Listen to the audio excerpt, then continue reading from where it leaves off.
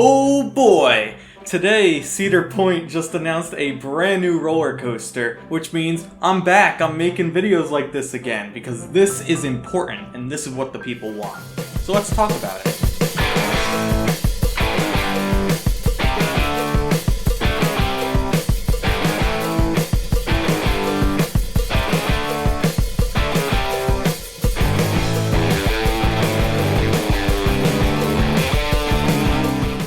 What's up guys, I'm the East Coaster fan, and wow, I don't think coaster enthusiasts have been this surprised about a roller coaster announcement in a while. Normally we're on top of these things, even like Alpenfury, we kind of knew it would be a launch coaster.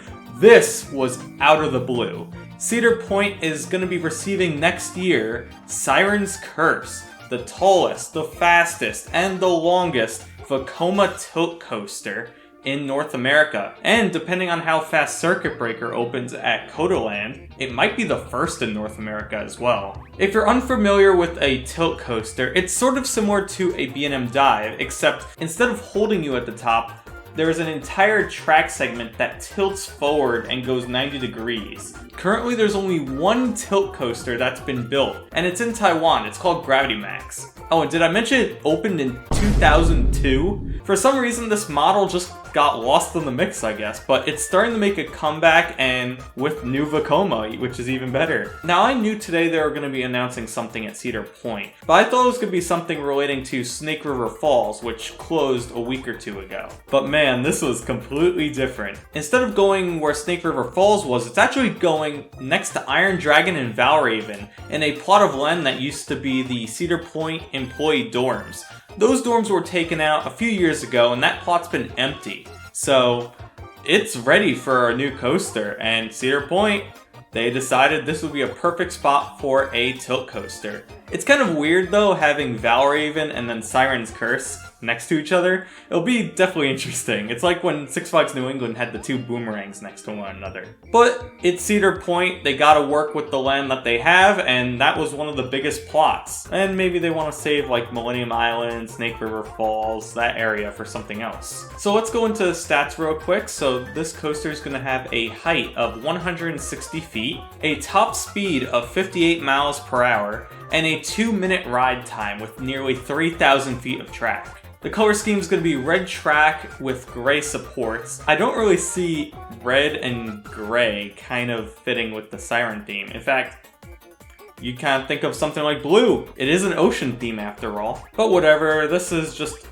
amusement park theming. It's as much themed as like Stormrunner is to the sky. Now in the animation it shows this coaster on just a grass field, but we'll see if there's any like thematic things that are placed in that field. Who knows? To fit this coaster in, that portion of road's actually going to be rerouted, allowing it to fit within the park boundaries. Part of me actually wishes it went over the road, because that would have been such a cool thing to do as you were heading to like Hotel Breakers and Cedar Point Shores. But I don't mind also including this portion in the park because it's not replacing anything.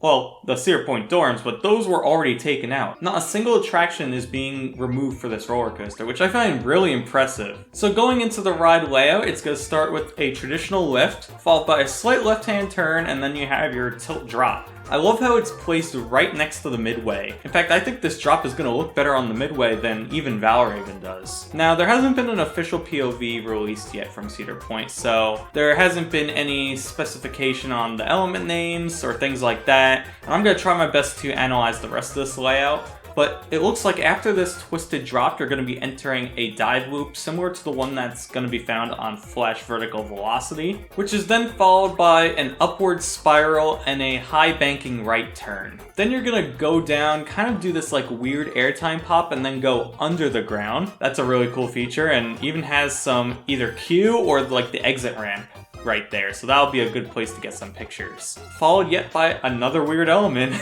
Again, I don't know the name of this thing, but Vekoma be Vekoma, I guess. Which then leads you into your final element, which is a low to the ground roll, and then presumably into the brake run. Again, it's kind of hard to tell with the video. You also might have noticed during the animation the train that they're using. So it's your typical new gen Vekoma train with those vests. In fact, I think it's the same train style that's going to be on Flash Vertical Velocity, but two firsts for Cedar Point. It's going to have onboard audio, which is really nice to see, and LED lighting, which that'll look great at night. So that's kind of an overview of Siren's Curse. So what do I think? I think the ride looks a lot of fun. I like the name too. It's kind of different, but hey, it's an improvement from like Top Thrill 2. But the thing that intrigues me the most, and let me just start by saying this is a rumor, is that I'm not sure if this coaster was made specifically for Cedar Point. Now, if you're in the roller coaster enthusiast circle, you may know about this already, but if you're new or wanting to get into this industry, one, you should subscribe to this YouTube channel so you're up to date on roller coasters and different trips that I go on. But secondly, I'll just tell you what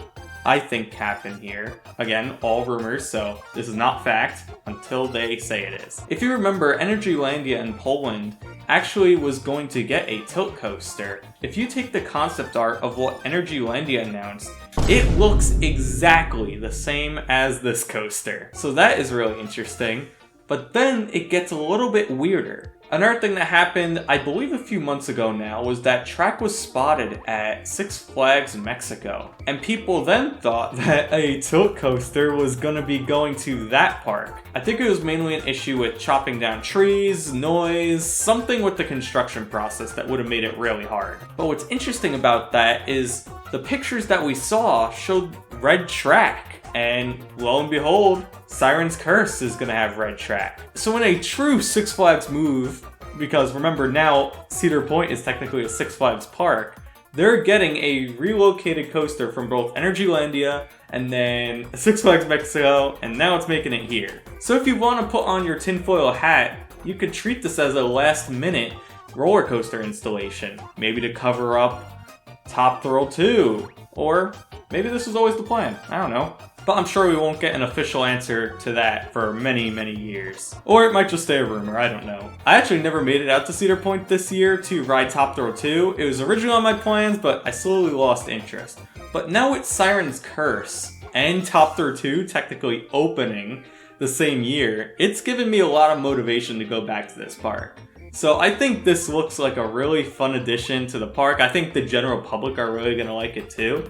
And I'm really interested to see how it performs. So those were my thoughts on Siren's Curse, the new Vekoma tilt coaster that's going to be going to Cedar Point in 2025. Feel free to go down in the comments and leave your thoughts and opinions on Siren's Curse. I'd love to hear them. But with that being said, I think I'm going to go watch the Gravity Max POV a bunch of times, just so I'm ready.